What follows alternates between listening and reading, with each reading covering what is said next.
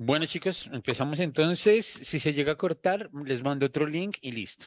Que ya solucioné todos los problemas que tenía acá con este aparatejo. Chicos, bienvenidos, buenos días. Em, Antes de continuar, quiero que por favor ustedes mismos me digan en dónde nos quedamos, qué tenemos pendiente. Alguien que me diga así muy voluntariamente, sin que yo lo señale, qué estábamos viendo en la última clase de filosofía.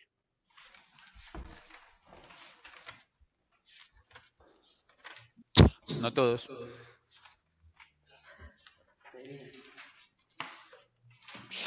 Grave. Porque son dos opciones. O no estuvieron o no se acuerdan. ¿Quién levantó la mano allá en la academia? ¿Quién? Joana, Listo, Joana, dímelo. pues estábamos viendo de Sócrates lo de filosofía occidental, antes y después de Sócrates, trascendental, agua, fuego, ser, para dónde vamos y de dónde venimos, eh, y un poco sobre la biografía de Sócrates. Nació en Atenas en el año 470 a.C., hijo de Ujú. Sofronisco, entre otras cosas.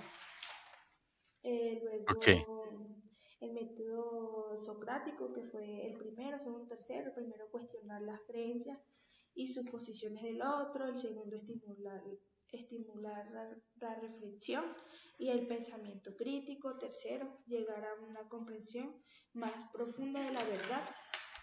ujú. Las características, preguntas abiertas, diálogo, ironía, indagación. Y luego terminamos con unas preguntas que eran: ¿qué es ser justo? ¿Es posible conocer la verdad absoluta? ¿Qué es la justicia? ¿Qué es la felicidad? Y libertad individual o la seguridad. Perfecto. Listo. Muy bien. ¿Qué quedamos pendientes? Yo me acuerdo que dejamos algo pendiente por la premura del tiempo. Alguien que me diga qué fue eso que quedamos pendientes. Que no sea Joana, claramente.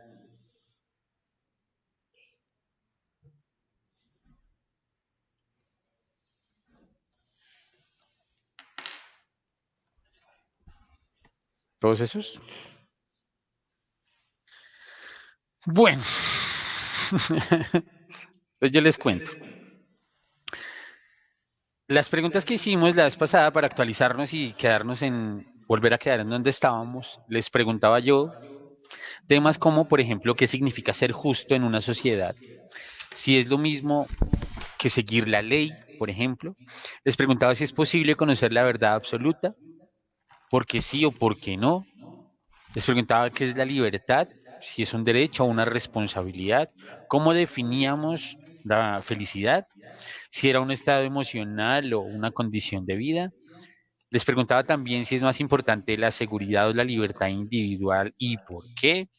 Les pregunté también qué es la sabiduría, si se puede aprender o se adquiere la sabiduría únicamente con la experiencia. Esa fue una de las preguntas que nosotros planteamos acá y que discutimos entre nosotros. Espero que la recuerden. ¿Listo? ¿Cuál es lo importante? Lo importante de la filosofía y del método socrático como tal no es darle una respuesta a estas preguntas que acabo de hacer. No es tener una respuesta concreta, por lo menos no en esta clase. ¿Qué es lo importante del método socrático? Entender cómo funciona el método socrático. Cómo a través de esas preguntas y respuestas nosotros vamos indagando y vamos haciendo, vamos construyendo, digamos que un conocimiento. Es importante que sepamos que la gran característica, perdón, de Sócrates, más allá de todos los conceptos que nos dio, fue precisamente ese método. Recuerden que cuando yo les decía que a él, el gran oráculo de Delfos, lo vio como el gran y único sabio, el hombre más sabio sobre la tierra. Eso deben anotarlo también. Eso ya hace parte de la clase de hoy. Pero resulta que él dice, yo no puedo ser sabio, entonces va a preguntarle a los poetas, va a preguntarle a los políticos, va a preguntarle a los militares, va a preguntarle a todos los que lo rodean, a toda la gran sociedad del momento, sobre si son sabios, finalmente se da cuenta que efectivamente ellos no son sabios, sino que además de eso entran en contradicciones, que para Sócrates era lo peor que le podía pasar a una persona. Esto también anótelo. Lo peor que le puede pasar a una persona, según la filosofía y el método socrático y el pensamiento que nos trajo Sócrates, es la contradicción. Caer en contradicción es terrible. ¿Por qué? Porque está bien que yo no esté de acuerdo con lo que dijo Joana, con lo que dice Carolina, con lo que dice Jaber, con lo que dice Dylan, con lo que dice Alejandro. Está bien que yo no esté de acuerdo con lo que diga alguno de ellos. Pero lo que no está bien es que yo no esté de acuerdo con lo que yo mismo digo, porque es entrar en una contradicción. Lo peor es que Entonces, yo no puedo estar en disonancia, se llama eso, o en contradicción con mis propias ideas y con mis propios fundamentos. Yo no puedo creer, o es inconcebible, que yo pueda creer que robar es malo, pero que robar es bueno. Yo tengo que tener el concepto de que robar es o malo o bueno. Yo no puedo decir, ah, robar es malo, y mañana cambiar y decir, no, robar es bueno. No, la libertad es buena. No, mañana digo la libertad es mala. O en una misma frase contradecir lo que yo digo, ¿sí? Es mejor admitir que no tengo un conocimiento, según la filosofía de Sócrates, que creer que tengo ese conocimiento, defenderlo a capa y espada y al final entrar en una contradicción. ¿Esto por qué? Antes de continuar y hablar del juicio de Sócrates, ¿por qué? Porque los grandes opositores, digamos, de Sócrates eran los que llamaban en ese momento los sofistas. Anoten ese término, sofistas. ¿Qué pasa con los sofistas? Y acá quiero que me pongan cuidado un segundito. Los sofistas eran, entre comillas, filósofos, o sea, personas que daban un conocimiento o que se supone que buscaban un conocimiento, pero en lugar de mostrar o traer una verdad, de traer un conocimiento a los demás, lo que hacían era a través de la retórica, anoten esa palabra, retórica, a través de la retórica, trataban de convencer al público de lo que ellos estaban diciendo. Entonces, ¿qué es lo que pasa? No es lo mismo que yo les traiga un conocimiento, ¿sí? A que yo les diga, por decir algo, la temperatura a la cual va a hervir el agua con hechos concretos, por un conocimiento que yo ya adquirí previamente y se los voy a mostrar, a que yo trate de convencerlos a ustedes de que lo que tengo acá en este vaso no es agua, sino que es, no sé, Coca-Cola. A través de la retórica podría llegar a convencerlos con buenos argumentos y con buen manejo de mi oratoria y de mis palabras de que es Coca-Cola. Podría llegar a convencerlos, ¿sí? Pero entonces la verdad se pierde. La retórica, según Sócrates, ojo, eso es según Sócrates, no según yo, la retórica hace que se pierda realmente la búsqueda del conocimiento y el fin de la verdad, sino que se va diluyendo entre palabras bonitas y entre argumentos chéveres. Palabras más, palabras menos, para que me entiendan lo que está diciendo Sócrates, es que para Sócrates los sofistas eran simplemente parleros, ya, ¿sí? Pueden reírse si quieren. Tenían parla y convencían a la gente. Pero lo que le está diciendo es, esto no puede ser así. Tenemos que buscar un conocimiento real, ¿sí? No convencer simplemente por convencer, sino realmente ir en búsqueda de esa verdad. ¿Listo? Otro punto que siempre les recuerdo para que lo tengamos presente en este lapso que estamos viviendo, que es como las bases de la filosofía. Y es que antes de ellos, antes de Sócrates, están los presocráticos, que todo eh, lo trataron de ver desde un punto de vista cosmológico del fundamento y la base de todo lo que empezó todo, ¿sí? Que hablaban del fuego, que hablaban del agua, que, en fin. Así es. Pero Sócrates dice, no, no, no, no, no, eso no es tan importante como saber qué es realmente el conocimiento. Dejemos los mitos, dejemos la cosmología y centrémonos en el conocimiento y en cosas puntuales como, por ejemplo, la inmortalidad del alma, la existencia misma del alma. Él sienta las bases y el que continúa con esas bases es Platón. Platón es el que termina dando buenos argumentos a favor o en contra, que ya lo vamos a ver, de la existencia del alma y de la inmortalidad o no del alma. ¿Listo? Para que lo tengamos claro. Pero las bases las pone Sócrates. ¿Y en dónde los pone Sócrates? Precisamente en el juicio de Sócrates. ¿Sí? Recuerden que voy a retomar este punto, no importa que repitamos porque es muy importante, porque acá se define absolutamente todo. Y es que en el juicio de Sócrates, Sócrates está sometido a juicio. ¿Por qué? Lo acusan, así como les decía la vez pasada, de corromper a los jóvenes y de impiedad, algo así como herejía, aunque no es realmente herejía, sino no creer en los dioses o difamar de los dioses que en ese momento estaban en, en Atenas, los dioses que se...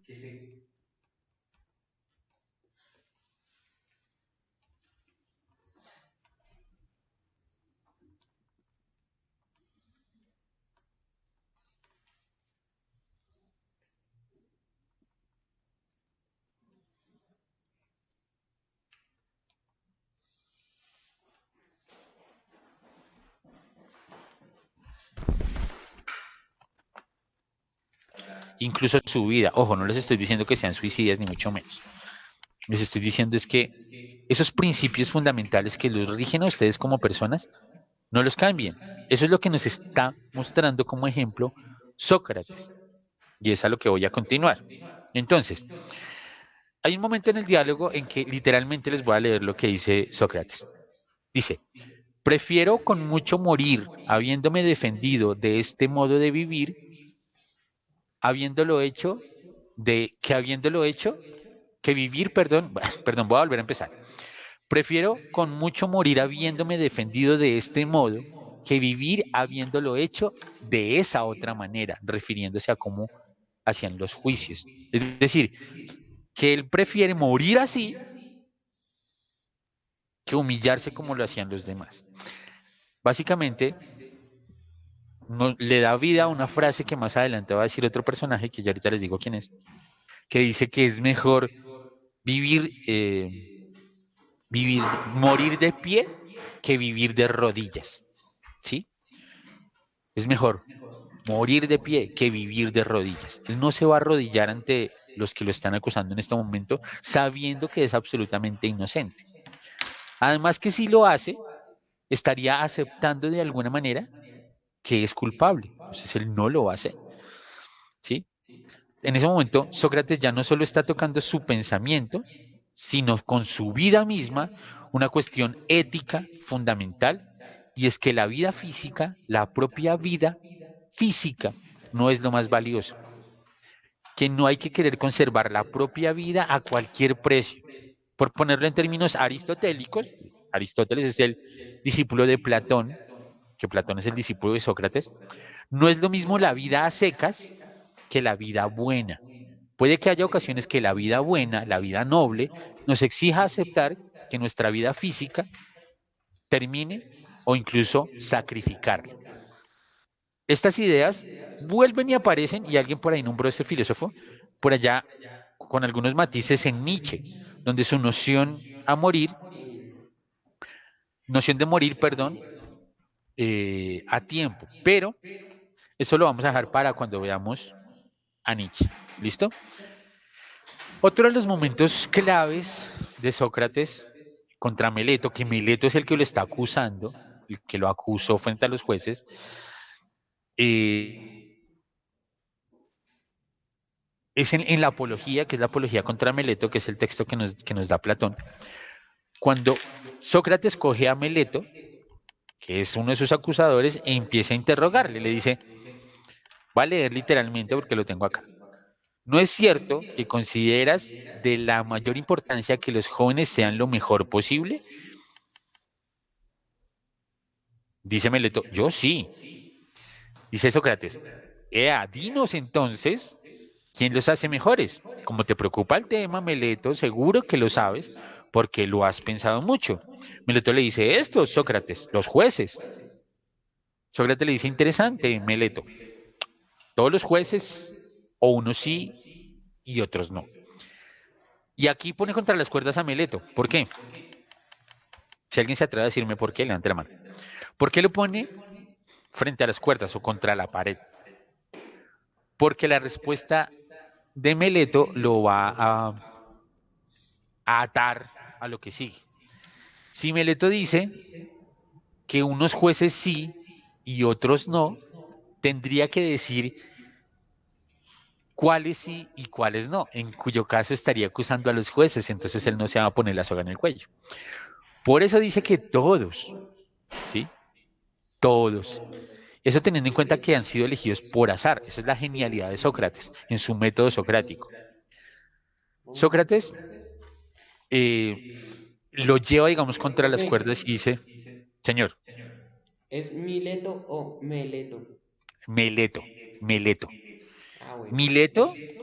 Mileto es la ciudad en donde nació Tales, de Mileto. No, no, no. Meleto es el personaje que acusa a Sócrates. Y es uno de los primeros, es uno de los diálogos que pueden llegar a desarrollar en teatro. El diálogo con Meleto, este del juicio, el diálogo con Hipias, ¿sí? Otro de los diálogos que sostuvo. ¿Listo? Bien. Entonces, como Meleto no puede decir que unos sí y otros no, entonces dice todos, Sócrates, claro que sí, todos. Y aquí es donde empieza lo bueno. Entonces Sócrates le dice, bueno, interesante, Meleto, ¿y el público, los que lo escuchan, también los hacen mejores o no? Meleto le dice, pues también, claro que sí, también. Sócrates le dice, ¿y los miembros del consejo, es decir, la ciudadanía de la Alta Alcurnia, los miembros del consejo también? Meleto dice, sí, claro. ¿Y los que asisten a la asamblea, a la ciudadanía en general, todos ellos también hacen mejores a los jóvenes? Meleto le dice, claro, ellos también hacen mejores a los jóvenes. Sí, sí, todos ellos. Entonces Sócrates sale con esta perla, pónganle cuidado. Sócrates le dice, Uy.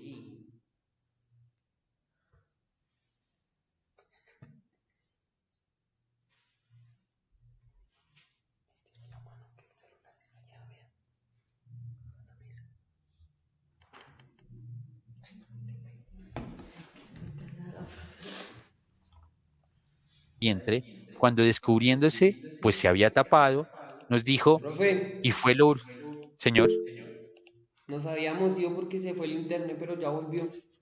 ah, yo no sabía. Bueno, voy a Ya repetir, salió. no me había dado cuenta.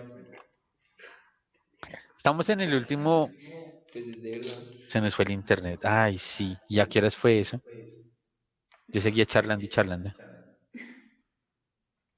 ¿Hasta dónde alcanzaron a ver, chicos? Si le digo se asusta Toca que porque repita, profe. Devuelva el cassette. cuando yo le pregunté lo de Meleto y Mileto, un poquito más ¿Hasta atrás. ahí llegamos? Ah, sí, señor. Bueno, voy a tratar de hacer un resumen de ese pedacito, ¿listo? Bueno, bueno. El juicio fue contra Meleto, ¿listo? O sea, Meleto fue el que lo acusó. Verifiquen que esté grabando, por favor. Eh, Sí, ya lo puse. Mele- Meleto fue el que lo acusó, ¿listo? ¿Cómo se defiende Sócrates de las acusaciones? Pues básicamente llevándolo a una contradicción. Voy a tratar de parafrasear todo lo que dijeron entre ellos. Sócrates le dice a Meleto, venga, Meleto, está diciéndome que todos, absolutamente todos son buenos, todos hacen bien a los jóvenes menos yo. Sería una suerte muy buena encontrar solo a la única persona que corrompe a los jóvenes. Sí, básicamente lo que te está diciendo. ¿Cómo lo hace? Primero empieza a decir, bueno, ¿quiénes son buenos? Los